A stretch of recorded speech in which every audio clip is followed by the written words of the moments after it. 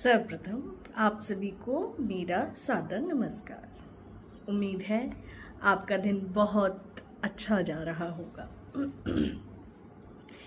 आज हम जो हमारा पिछला विषय था कर्म, उसी को आगे कंटिन्यू करेंगे। लेकिन शुरुआत मैं एक छोटे से वाक्य से करना चाहूँगी, जो कि एक मेरे साथी हैं, डॉक्टर हैं, उन्होंने साझा किया। आज मैं आप सभी से वो साझा करना चाहूँगी। उन्होंने कहा कि मैडम मेरे जो अटैचमेंट था वो आईसीयू में कर दिया गया। आईसीयू में बहुत ही क्रिटिकल पेशेंट्स वहाँ पर आते हैं और 50% अपना जीवन लगभग पूरा करने वाले होते हैं, ऐसे ही होते हैं। वहाँ एक वृद्ध, लगभग उनकी आयु 70-75 वर्ष की होगी, वो रो रहे थे। मैं बहुत देर तक उन्हें देखता रहा और अंत में मेरे से रहा नहीं गया। तो मैं उनके पास गया और मैंने उनसे पूछा कि आप क्यों रो रहे हैं, इतना मत रोइए। और उन्होंने मुझे रिप्लाई दिया कि मेरे आंखों के सामने इस समय पे मेरे जितने भी कर्म हैं, जो भी मैंने अपने जीवन में किया, वो सब मेरी आंखों के सामने घूम रहे हैं। तो मैंने पूछा कि तो इसमें तो आपको खुश होना चाहिए कि आपने इतना अच्छा समय बिताया। तो मैडम उन्होंने जो रिप्लाई दिया उसने मुझे अंदर तक हिला दिया। कहा कि मुझे इस समय पे अपने जो कर्म याद आ रहे हैं, उसमें वो बहुत ज़्यादा हैं जो मैंने किसी को रुलाया हो, किसी को हर्ट किया हो, लोगों से छल किया हो, उनकी परसेंटेज ज़्यादा है। और मैं दुखी इसलिए हूँ कि जब मैं यह जीवन व्यतीत कर रहा था तो मुझे लोगों को परेशान करने में बड़ा मज़ा आता था। वो जब मेरे पास रो रो कर आते थे तो मुझे बड़ा अच्छा लगता था। और अब मुझे वो समय याद आ रहा है और लोगों का दुख अब मैं यहाँ लेटकर समझ पा रहा हूँ। ऐसा नहीं था कि मेरे पास धन की कमी थी। मैं धन से लोगों की मदद कर सकता था, कुछ अच्छे कार्य कर सकता था, धार्मिक आस्थापूर्ण कार्य कर सकता था, गरीबों की कुछ मदद कर सकता था, लेकिन मैंने अपने जीवन में ऐसा कुछ नहीं करा। मैं केवल धन अर्जन में ही रह गया, संपत्ति अर्जन में ही रह गया।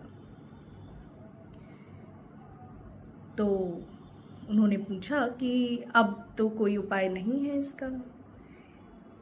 तो उत्तर था, इसीलिए तो मैं रो रहा हूँ कि ये मेरा जीवन व्यर्थ हो गया। तो मेरे प्रिय साथियों, इस छोटी सी बात को यहाँ बताने का अर्थ यह है कि कर्म हमारे अच्छे होंगे तो शायद हम जब इस धरती से जाएं तो हंसते हंसते जाएंगे, शायद।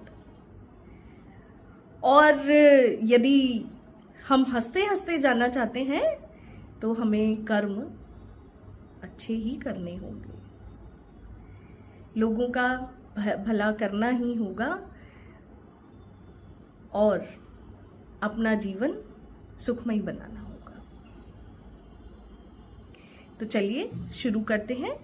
एक हमारे व्यूअर ने सवाल पूछा था कि क्या हम मेडिटेशन करके भी अपने कर्म को अच्छा कर सकते हैं? उत्तर है हाँ, बिल्कुल। लेकिन एक यहाँ चीज पहले ये समझने वाली है कि यदि हमारी नकारात्मक विचारधारा है, यदि हमारा कर्म प्रधान जो है वो नकारात्मक है, तो इसका हमारे मेडिटेशन पे प्रभाव पड़ता है। इसके परिणाम स्वरूप यह संभव है कि हम मेडिटेशन में बहुत देर तक न बैठ पाए या मेडिटेशन शुरुआत में हम कर ही ना पाए, परंतु इसका तात्पर्य यह बिल्कुल नहीं है कि हम मेडिटेशन नहीं कर सकते और मेडिटेशन करके हम अपने कर्म को सकारात्मक, अपनी विचारधारा को सकारात्मक नहीं बना सकते। इसमें हमारे मुख्य रूप से 3 चक्र इन्वॉल्व होते हैं। 7 चक्रों में से 3 चक्र हमारे इसमें इन्वॉल्व होते हैं। पहला हमारा मणिपुर चक्र, मणिपुर चक्र, उसके उपरांत हमारा विशुद्धि चक्र और फिर तीसरा हमारा आज्ञा चक्र। क्यों? क्योंकि हमारी जो मणिपुर चक्र है वो हमारी कॉन्फिडेंस, वो हमारे एक्शन टेकन को इन्वॉल्व करता है। यदि हमारा मणिपुर चक्र बैलेंस नहीं है, ओवर एक्टिव है या अंडर एक्टिव है, तो या तो हम जब भी एक्शंस प्ले करेंगे तो उनमें ओवर एक्शंस शो होंगे। ओके, बहुत जल्दी जल्दी काम करना, हबड़ में काम करना, या फिर हम इतना लेजी होके काम करेंगे कि हमारे को उसके रिजल्ट्स डिले हो जाते हैं हमारे लिए। ये सब क्या है?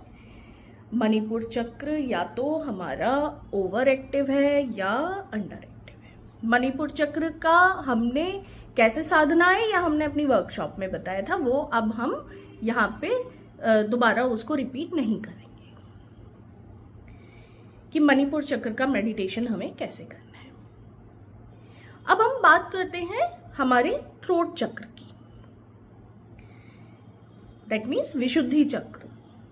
देखिए, विशुद्धि चक्र मीन्स कम्युनिकेशन। जब भी हम लोगों से कम्युनिकेट कर रहे हैं तो हमारे जो मणिपुर चक्र का बैलेंस है, एक्शन प्लेड का वो है, उसका जब वर्बल स्वरूप आएगा, उसका जब बोलने का एक्शन का वर्क आएगा, तो आधे तो एक्शन हम अपने हाथों से, अपनी एक्टिविटीज से कर रहे हैं, ओके, और रिमेनिंग क्या है? बोल के कर रहे हैं। जब हम बोल के कर रहे हैं तो यहां फिर हमारा विशुद्धि चक्र और आज्ञा चक्र का कॉम्बिनेशन आ जाता है। क्यों? इंटेलेक्चुअल, ओके, इंटेलेक्चुअल होना, बौद्धिक क्षमता रखना। तो यदि हमारा मणिपुर चक्र बैलेंस्ड है, एक्शन प्लेड, अब वो एक्शन प्लेड या तो हमारे एक्शंस में आएगा, दैट मीन्स कि जो हम एक्ट करेंगे, और एक आएगा हमारे वार्तालाप में, और वार्तालाप और एक्शंस को जो कोरिलेट करेगा, वो जो चेन बनाएगा इंटेलेक्ट की, वो हमें कहां से मिल रही है? आज्ञा चक्र से। तो इन सभी का बैलेंस हमें करना होगा, इनको हमें मेडिटेशन के थ्रू एक बैलेंस में लाना होगा। अब इसके लिए हमें क्या करना है? यहां मैं एक बात बता देना चाहूंगी कि ऐसे साधारण रूप से मेडिटेशन कर लेना, बैठकर आंख बंद करके अपने इष्ट का ध्यान कर लेना, ओम का उच्चारण कर लेना शांति में बैठकर, या ओम वीडियो पर चला दिया, ऑडियो पे चला दिया और उसे सुनना और मेडिटेट करना, एक तो हो गया, ये बहुत साधारण सा है, अक्सर लोग यही करते हैं। लेकिन यदि आप चक्रों के बैलेंस पर फोकस कर रहे हैं, उन्हें आधार बना के मेडिटेशन कर रहे हैं, तो यह मेरी ओर से एक आपको सावधानी है जो बरतनी होगी कि आप किसी गाइडेंस में ही करें। यदि हम गाइडेंस में नहीं करेंगे तो इसके दुष्प्रभाव भी हो सकते हैं। तो प्लीज आप किसी गाइड की अंडर ही रहकर अपने चक्रों को बैलेंस करने का मेडिटेशन करें, अन्यथा आप साधारण जो मेडिटेशन होता है आंख बंद करके अपने इष्ट का ध्यान करें और साधारण सा एक मंत्रोच्चारण करें, या तो ओम नमः शिवाय। शिवजी को तो हम सभी ही अपना सर्वोपरि मानते हैं। ओम नमः शिवाय, ओम का उच्चारण या गायत्री मंत्र का उच्चारण करें मन में, या आप उसे चलाकर भी मेडिटेशन कर सकते हैं। साधारण तौर पे आप मेडिटेट करें, ध्यान केंद्रित करें आज्ञा चक्र पे, फिर आपके विशुद्धि चक्र पे और आपके मणिपुर चक्र पे।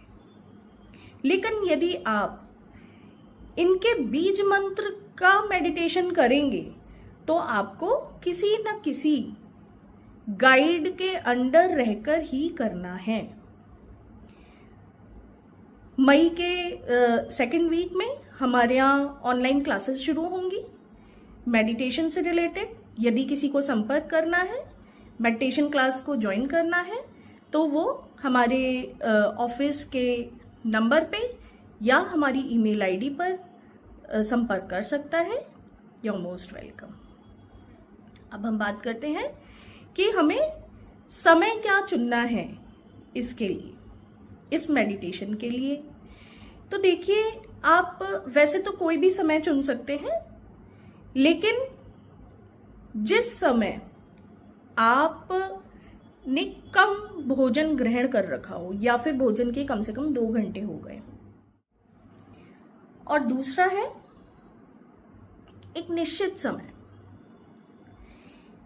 आप अर्ली मॉर्निंग करें तो एक निश्चित समय बांध लीजिए कि मुझे 20 मिनट, आधा घंटा इसी समय में ही प्रतिदिन यह मेडिटेशन करना है, यह ध्यान करना है। दोपहर में करें तो दोपहर का एक निश्चित समय बांध लें, और अगर इवनिंग आवर्स में करें तो इवनिंग आवर में अपना एक निश्चित समय बांध लें। उसी एक पर्टिकुलर समय में, आधे घंटे के समय में आपको प्रतिदिन यह चक्रों को साधने का मेडिटेशन करना है। फिर मैं कहना चाहूंगी, किसी भी मेडिटेशन, इस प्रकार की मेडिटेशन के लिए आपको किसी गाइड की सानिध्य में ही करना है। फिर भी मैं यहाँ आपको इनका बीज मंत्र बता रही हूँ। ऐसे तो हमारे इंटरनेट पे अवेलेबल है, सब जगह ही अवेलेबल है। आज्ञा चक्र के लिए आवश्यक है हमारा बीज मंत्र ओम। विशुद्धि चक्र के लिए हमारा बीज मंत्र है हम, और मणिपुर चक्र के लिए रम। तो इस प्रकार से हमारे को इन तीनों चक्रों को बैलेंस करने के लिए मेडिटेशन करना है। अच्छा, मेडिटेशन करने के लिए जो प्रक्रिया है कि कैसे करना है, तो सबसे पहले, जैसे हम पहले भी बता चुके हैं, पहला प्राणायाम हमें करना है अनुलोम विलोम। इसकी जो मुद्रा है, हस्त मुद्रा है, वो भी हम पहले बता चुके हैं। इसका जो इनहेल, होल्ड एंड एक्सेल का प्रोसेस है, वो भी हम बता चुके हैं। फिर उसके बाद अनुलोम विलोम के बाद हमें करना है भ्रामरी। भ्रामरी की एग्जैक्ट और जो मोस्ट इफेक्टिव हस्त मुद्रा है, वो हम अपनी वर्कशॉप में भी डिस्कस कर चुके हैं और पहले के वीडियोस में भी डिस्कस कर चुके हैं। यदि आपको जाननी है तो आप उसमें देख सकते हैं। भ्रामरी के उपरांत हमें कभी भी यहां से मेडिटेशन को आरंभ नहीं करना है। हमें सबसे पहले मणिपुर चक्र को बैलेंस करने के लिए मेडिटेट करना है। फिर उसके बाद हमें विशुद्धि एंड देन आज्ञा चक्र। इसके क्या पोजेस हैं, क्या इसकी हस्त मुद्राएं रहेंगी, वीडियो के लास्ट में मैं आपके लिए बिल्कुल पोस्ट करूंगी, उसको मिस मत कीजिएगा। और यदि आप हमारे साथ एक गाइडेड फॉर्म में क्लास अटेंड करना चाहते हैं तो मई 2nd वीक से हम अपनी क्लासेस रन करेंगे। अगर किसी को ज्वाइन करना है तो प्लीज टेक्स्ट, व्हाट्सएप और call to reserve your seat. एक क्लास में हम 10 कैंडिडेट से ज्यादा नहीं इन्वॉल्व करेंगे, because each and every person is important in the case of, specially in the case of meditation. क्यों? यदि आप अपने कर्म को सकारात्मक दिशा देना चाहते हैं, अपने विचारों को सकारात्मक दिशा देना चाहते हैं, तो हमें मणिपुर चक्र को बैलेंस करना है, हमें अपने विशुद्धि चक्र को बैलेंस करना है और हमें अपने आज्ञा चक्र को बैलेंस करना है। जब इन तीनों का कॉम्बिनेशन, एक बैलेंस्ड कॉम्बिनेशन आएगा निकलकर, तब हम मानेंगे कि अब हमारे एक्शंस पॉजिटिव होने शुरू हो रहे हैं। और ये आपको नहीं पता चलेगा, आपके जो साथी लोग होंगे, आपके परिवार वाले, वो ऑब्जर्व करके आपको बताएंगे कुछ चेंजेस हो रहे हैं, कुछ चेंज तो आ रहा है। ये महोदय ऐसे तो पहले नहीं करते थे, इतने शांत तो पहले कभी नहीं थे। तो बस आपको यही करना है, इन चक्रों को बैलेंस करना है और अपने कर्मा को बेहतर करना है। इसी के साथ आप सभी का दिन शुभ हो। धन्यवाद।